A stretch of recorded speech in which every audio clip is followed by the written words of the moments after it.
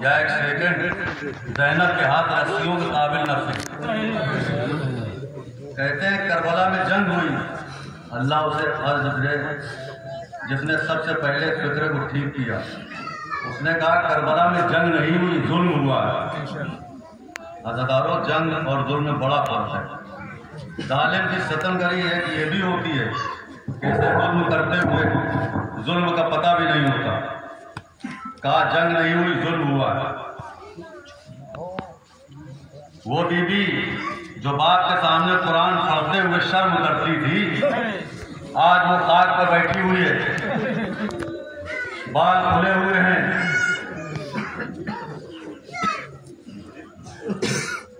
ऐसे ज़ैनब को जमाने ने खुले सर देखा। सुनिएगा, दिल थाम के सुनिएगा। ऐसे ज़ैनब को जमाने ने खुले सर देखा, जिसको गाजी ने भी नजरें न उठा कर देखा।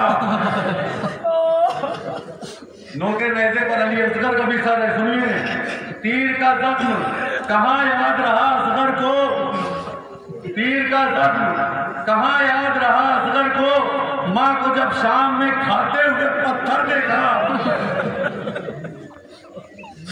देखिए, आपका बीमार इमाम चारों तरफ लाइन खड़े हुए हैं, पानी पी रहे हैं, और ये असीरान करबला खाक पे बैठे भाई का सुयूम मना रहे हैं। सुनिए, हाथ सज्जाद ने आंखों पे सकीना के रखे, हाथ सज्जाद ने आंखों पे सकीना के रखे, पानी पीता हुआ जब शाम का लश्कर देखा।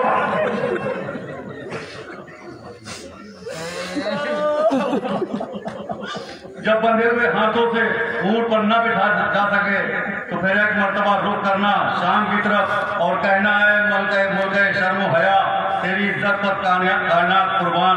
हमारे लिए मर्द होकर चलना मुश्किल है, लेकिन तू मस्तूर होकर कभी यतीम भतीजों को बिठाती रही, कभी बेवा भाभियों को बिठाती रही। अदादारों, 9 टुकड़ों में ज़ैनब के भाई की लाश बिखरी पड़ी थी। गरीब से गरीब की बहन हो, भाई की मौत बर्दाश्त नहीं कर सकती। घर वाले तो पूछते हैं तो कब आएगी, वो कहती मैं चेलूम करके आऊंगी। कायनात की पहली बहन है जनाब ज़ैनब आलिया। 9 भाइयों की लाशें पड़ी थी और इसके हाथों में हथकड़ियां थी। हज़ारों कितनी कितनी देर जनाजे कब्रिस्तानों में पड़े रहते हैं, बार बार टेलीफोन आता है, जल्दी न करना, मैं अपने भाई को देखना चाहती हूँ।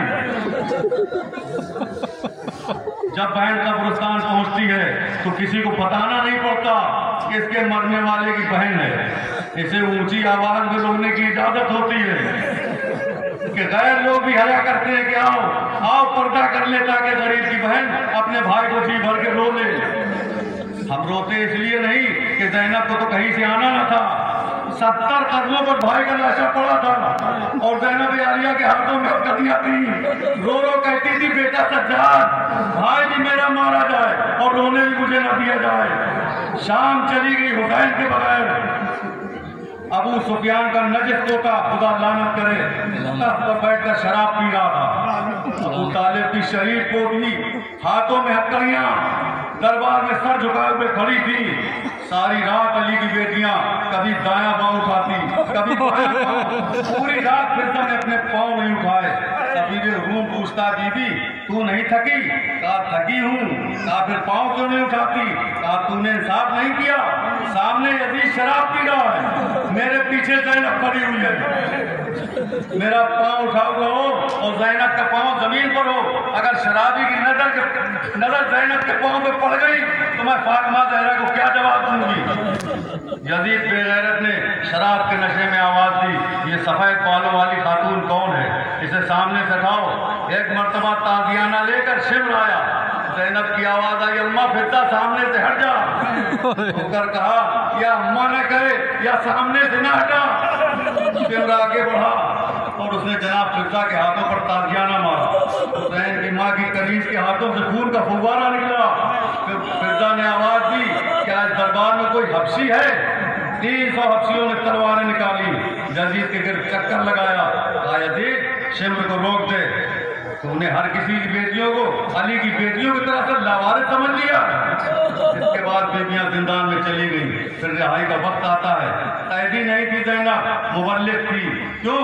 कैदी शर्तें मान कर रहा होते हैं, लेकिन ज़ैनब शर्तें मनवा कर रहा है।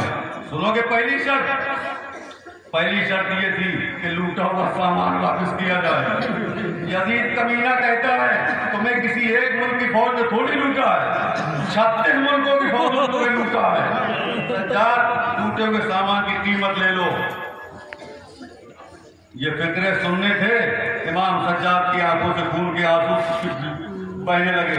रोकर फरमाया मेरे बाबा की उंगली की क्या कीमत देगा, मेरे माँ के बुरके की क्या कीमत देगा, मेरी बहन सकीना के गोशवारों की क्या कीमत देगा। दूसरी शर्त कहा शहीदों के सर वापस कर। तीसरी शर्त रोने के लिए मकान दे दे। बस अज़ादारो बीबी की मजलिस का एक फिक्रा सुनो। किसने पढ़ी मजलिस? हुसैन की बहन ने पढ़ी मजलिस। किसके सामने पढ़ी? शाम की औरतों के सामने।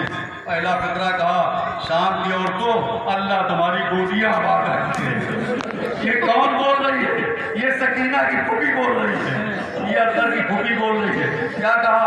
फरमाया अल्लाह तुम्हारी गोदियां आबाद रखे। अगला फिक्रा फरमाया ऐ शाम की औरतों, मुझे तुम्हारा इस्तेमाल हमेशा याद रहेगा। मैं तुम्हारी मेहमान बनी थी तो तुम सब औरतों के हाथों में पत्थर थे। आज पहली दफा तुम खाली हाथ मुझे मिलने के लिए आई हो। इस वक्त रश बहुत था, जब तुम पत्थर मारती थी तो तुम्हारे हाथ एक दूसरे के हाथों में टकराते थे। अगर किसी औरत के दिल में पत्थर मारने की कोई हसरत रह गई हो तो जाओ पत्थर ले आओ, अली की बेटी हाजिर है। आ गई वापस मदीने। 36 जगहों पर लोगों ने बीबी ज़ैनब को नहीं पहचाना, शौहर ने नहीं पहचाना, बेटियों ने नहीं पहचाना, सुगरा ने नहीं पहचाना। 36 जगहों पर नहीं पहचाना। और 2 चीजों को बीबी ज़ैनब ने नहीं पहचाना। अज़ादारो कौन कौन सी? एक हुसैन का लाशा। फरमाया अंतल हुसैन, क्या तू ही मेरा भाई है? दूसरा मदीने का शहर। फरमाया बेटा सज्जाद, ये कौन सा शहर है? यही बात तो हमें रुलाती है कि जिसने अपना शहर मदीना नहीं देखा था उसको अरब के सारे बाजारों में फिराया गया। वापस आई अली की बेटी, रसूल के कब्र पर गिरी। जब आई तो थोड़ी देर तक चुप खड़ी रही। सुन लीजिए अज़ादारो, 2 मिनट की ज़हमत रो लीजिए। खड़ी रही दहलीज को पकड़ के, हसरत से देखती मोहम्मद मुस्तफ़ा की कब्र।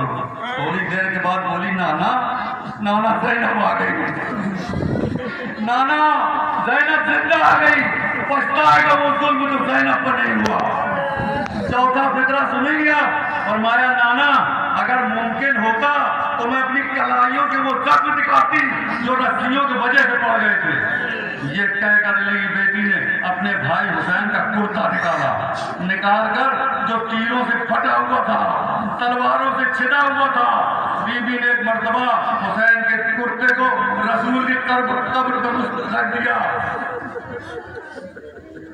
कब्र लरजने लगी और कब्र के अंदर से एक रोती हुई आवाज आई, ऐ मेरी बेटी ज़ैनब, ऐ ज़ैनब कमीज उठा ले, मुझसे बर्दाश्त नहीं होता।